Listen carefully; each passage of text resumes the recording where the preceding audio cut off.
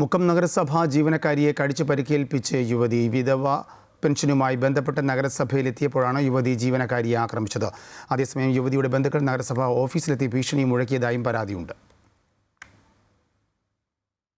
ഉച്ചയ്ക്ക് 1 മണിയോടെയാണ് വിധവ പെൻഷൻ പുതുക്കുന്നതിനായി യുവതി മുക്കം നഗരസഭയിലെത്തിയത്. എന്നാൽ കുറച്ചു സമയത്തിന് ശേഷം യുവതി അസഭ്യവാക്കുകൾ പറഞ്ഞ് ഓഫീസിലെ ഫയലുകൾ വലിച്ചെറിയുകയായിരുന്നു.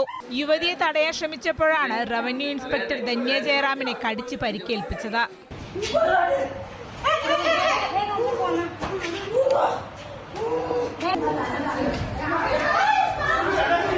ഫയൽസ് ഒക്കെ എടുത്ത് വലിച്ചു തന്നപ്പോൾ ഞങ്ങളെല്ലാവരും എണീച്ച് എന്താ ചോദിച്ചത്. അപ്പോഴത്തേ അവിടുത്തെ ടിഎന്റെ മേലേക്ക് അടിക്കാൻ ഓങ്ങി.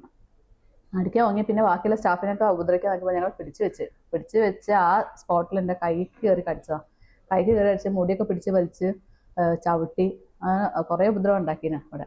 പിന്നെ ബാക്കിയുള്ള സ്റ്റാഫിനൊക്കെ അടിച്ച് ഫയൽസൊക്കെ കംപ്ലീറ്റ് മേശപ്പുറത്തു നിന്നൊക്കെ വലിച്ച് പുറത്തേക്ക് ഇട്ട് പിന്നെ ഒരു ഭീകരാന്തരീക്ഷം ചെയ്യുന്നു ഇവിടെ. കാരണം വെച്ചാൽ ലേഡി സ്റ്റാഫാണല്ലോ കൂടുതൽ, അവർക്കൊന്നും പിടിച്ചിട്ട് വരെ കിട്ടുന്നില്ല.